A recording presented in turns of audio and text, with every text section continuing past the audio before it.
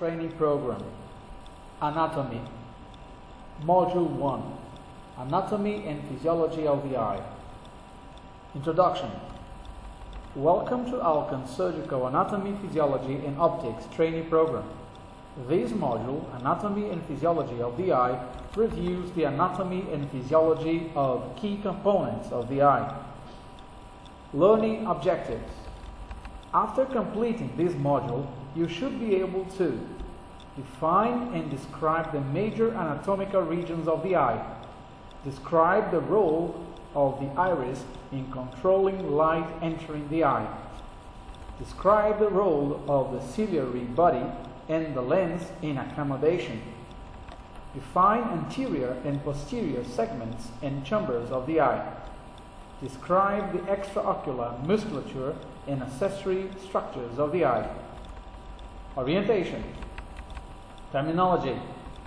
Medical professionals use a variety of terms to accurately describe position and direction with respect of the body. A structure towards the front of the head is said to be anterior, while a structure towards the rear is said to be posterior. For instance, the ear is posterior to the eye. A structure above another is said to be superior, while the one below is inferior. Thus, the mouth is inferior to the eyes. The term medial describes a location towards the center of the body, while the term lateral describes a location away from the center of the body. For example, the ears are lateral to the eyes, while the nose is medial to each eye. Temporal and nasal. The terms nasal and temporal are synonymous with medial and lateral respectively. In anatomical descriptions of the eye, the term temporal refers to the temple area on either sides of the head, just lateral to each eye, while nasal refers to the nose.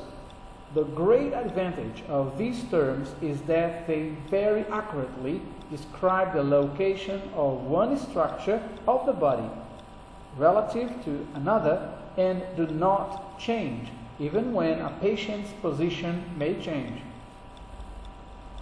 Globe. Definition. The eye or globe is spherical in shape with a diameter of about 24 millimeters or 1 inch. It is composed of 3 concentric layers with different structures and functions. From outermost to innermost, these layers of the globe are called fibrous layer, vascular layer, nerve layer. The fibrous layer is the outer protective layer of the globe responsible for maintaining its overall shape. The middle vascular layer provides blood flow and thus nutrients to the globe, while the inner nerve layer collects sensory information in the form of light for transmission to the brain. Geography of the globe. Anterior segments. Another way to consider the globe is as a fluid-filled ball that is divided into parts or segments by anatomic structures. The anterior segment extends from the corneal endothelium to the posterior lens capsule. The anterior chamber is the space from the posterior surface of the iris forward. The posterior chamber extends from the base of the iris to the anterior hyaloid face. The sulcus is the space posterior to the iris and anterior to the ciliary processes. Both anterior and posterior chambers are filled with aqueous humor. Posterior segment. The posterior segment extends from the anterior hyaloid face to the retina, with which the posterior hyaloid face of the vitreous body is in direct contact. The posterior segment is much larger than the anterior, and includes the eye's third major cavity, the vitreous body. The pars plana is the posterior zone of the ciliary body. The pars plana is an important landmark to remember because it is the ideal site for making an incision into the vitreous body. Using the pars plana as an incision site prevents damage to critical eye structures, such as the lens, ciliary body, and retina. Fibrous layer. Sclera. The sclera is the white fibrous outer layer of the eye. Often called the white of the eye, it extends completely around the globe, except in the extreme anterior region, where the cornea lies. The sclera is entirely opaque, preventing light from entering the globe. While the sclera is only 0.5 to 1 millimeter thick, it is very strong because of its high collagen content and is responsible for maintaining the spherical shape and integrity of the globe. Any alteration in the shape of the globe may impair the clarity of vision. The lamina cribrosa is the site where the optic nerve passes through the sclera in the posterior region of the eye and is the weakest part of the strong outer shell of the globe. Limbus. The limbus is the zone of transition between the anterior sclera and the peripheral cornea. It serves as another important landmark for surgery. Possible sites for making an incision when performing cataract surgery include the cornea, limbus, and sclera. Incisions made in the limbus and sclera are advantageous because of a much faster healing process than those made in the cornea. This is because the cornea contains no blood vessels, while the limbus and sclera are highly vascular with excellent blood flow to promote rapid healing. Cornea. The cornea is often called the window of the eye because it is the smooth, transparent area in the anterior portion of the sclera that permits light to enter the globe. The cornea provides 70% of the light focusing power of the eye and is often referred to as the primary area of refraction of the eye. In order to be completely clear, the cornea contains no blood vessels. The corneal surface has the highest concentration of nerve endings in the human body, making it extremely sensitive to irritation.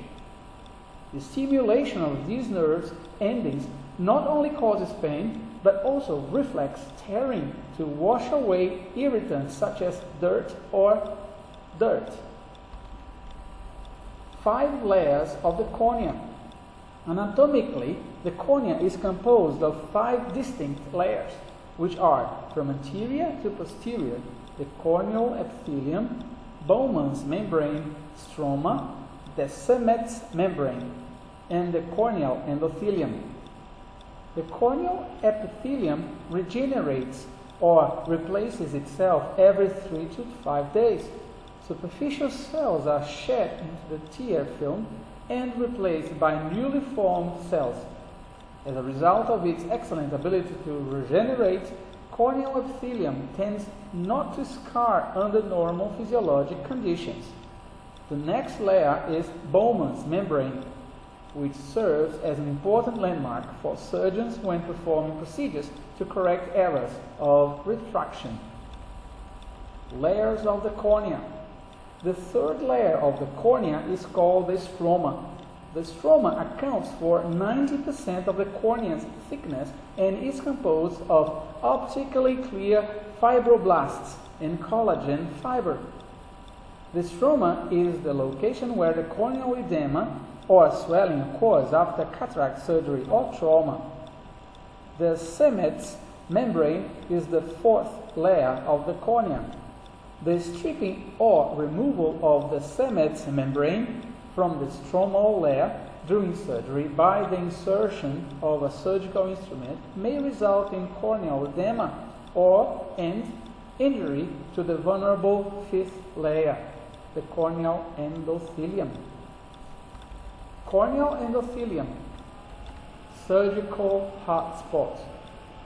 The corneal endothelium is a hotspot from a surgical perspective. It is a monolayer or one layer of hexagonal cells that do not have the ability to regenerate. The endothelium is very susceptible to injury due to surgical trauma or pathology, as well as undergoing loss of cells with age. Humans are born with 500,000 corneal endothelial cells. Since cells do not regenerate, cell injuries or wound healing occur by adjacent cells changing their shape or size.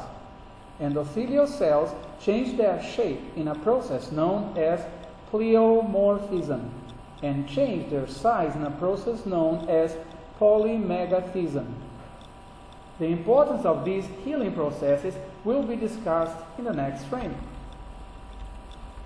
Function. The primary function of the corneal endothelium is to maintain normal hydration or water content of the stroma, which is 78% water. Two functions are responsible for this: barrier mechanism and metabolic pump function. The barrier mechanism describes the way corneal endothelial cells are very tightly connected together. This explains why the healing process is characterized by cells adapting to their size and shape to maintain one complete layer of cells without any spaces or gaps. One continuous monolayer of cells keeps the barrier intact. The metabolic pump function uses energy to actively maintain the normal hydration levels within the stroma. Corneal decompensation refers to the condition when there are insufficient numbers of the endothelial cells to maintain normal hydration of the stroma. Vascular layer. Uveal tract. The middle layer of the globe is the vascular layer, which is often called the uvea or uveal tract. The uveal tract consists of the vascular pigmented layer and has three key structures: choroid, ciliary body, iris.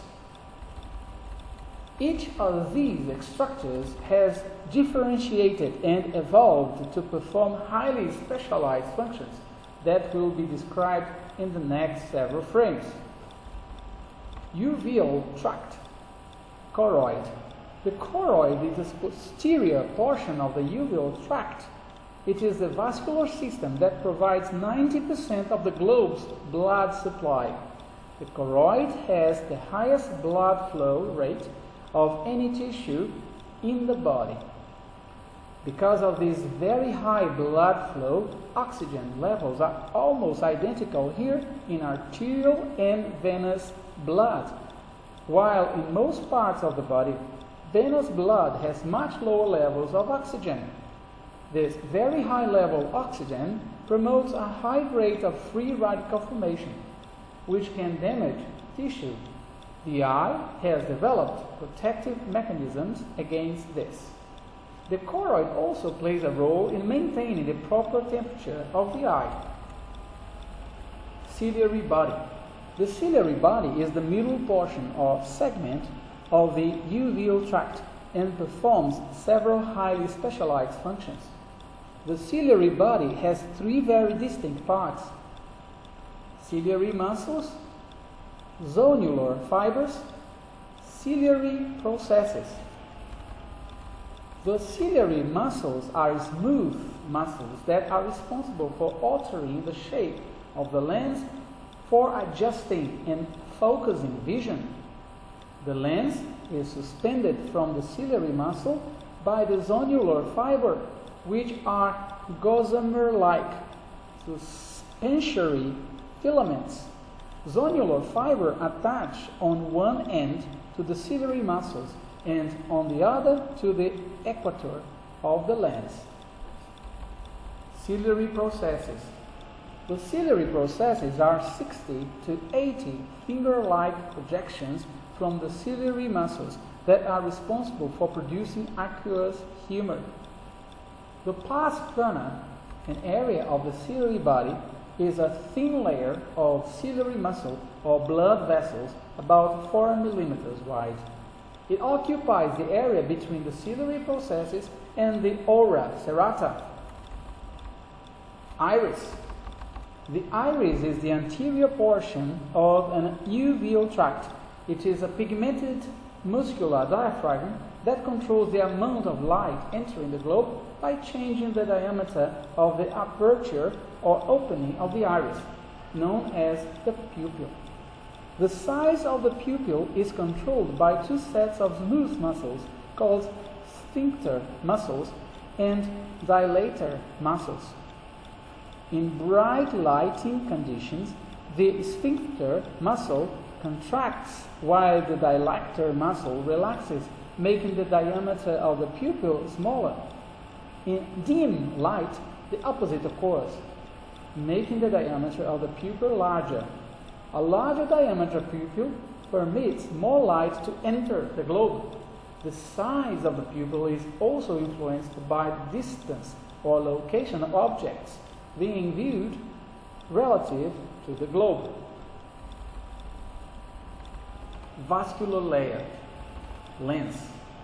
The lens is a colorless and transparent structure suspended from the ciliary body by the zonular fibers. It is located posterior to the iris and is composed of 4 layers: capsule, cortex, epinucleus, nucleus. There are no blood vessels or nerve fibers within the lens itself, which is 65% water and 35% protein. The lens is responsible for 30% of the light focusing power of the eye and serves as the second major area of refraction for the eye, after the cornea. The principal function of the lens is to maintain clear vision of varying distances. When the lens is at rest, the eye is designed to focus distant vision.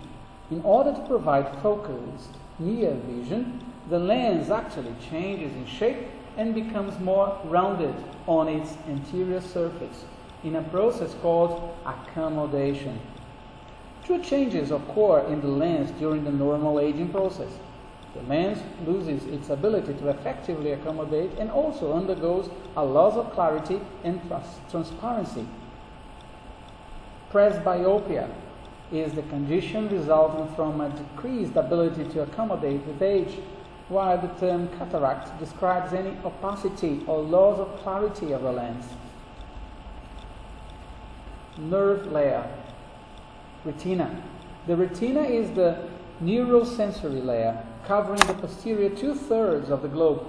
The function of the retina is to convert light into electrochemical impulses for transmission to the brain via the optic nerve. Specialized nerve cells known as photoreceptors are responsible for turning light waves into nerve impulses. There are 2 types of photoreceptors: rods and cones. The retina is the most complex of all ocular structures and is composed of 9 highly organized layers of cells and their connections or synaptic processes.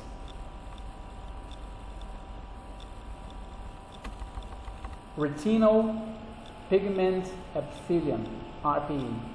The retinal pigment epithelium, RPE, is a layer of cells that lies between the neurosensory retina and the choroid.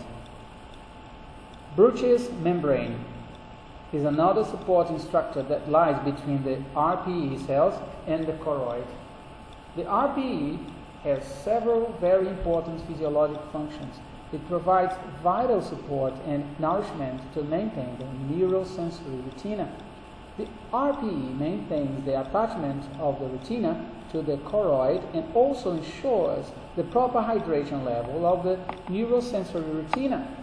RPE cells supply nutrients and remove metabolic waste from the photoreceptor cells. One RPE cell is responsible for sustaining approximately 45 photoreceptor cells. The RPE cells contain the pigment melanin, while the rest of the retina is completely transparent.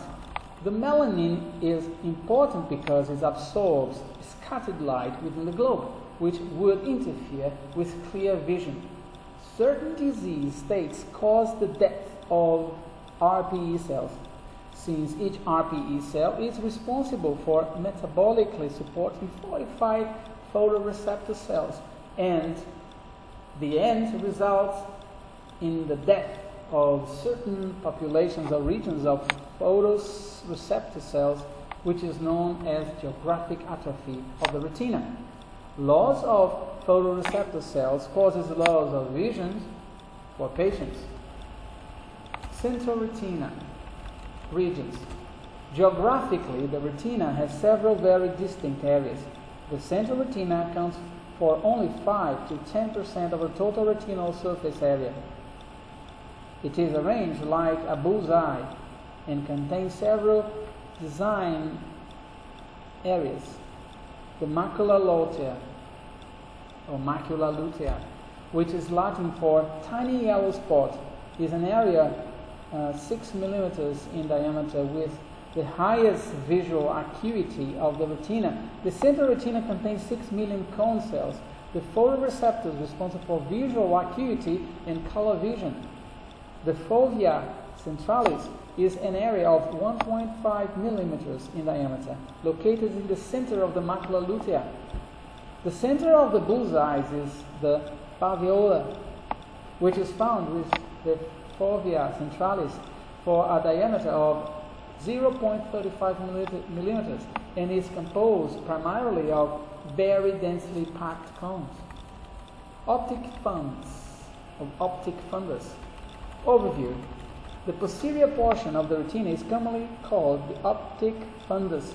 There is a circular depressed pinkish white area referred to as the optic disc or optic nerve head, which is the location where the optic nerve fibers enter the globe and spread out in the neural layer of the retina. The optic disc contains the photoreceptors and is insensitive to light. For this reason, it is often called the blind spot. The central retinal artery and vein enter the globe with the optic nerve. These vessels fan out from their entry points to supply retina and form a characteristic pattern known as vascular arcade. In each eye, the macula lutea is lateral to the optic disc. Peripheral retina. Overview. The peripheral retina constitutes approximately 90 to 95% of the retina. It extends from the central retina in the posterior portion of the globe anteriorly to the oral serrata.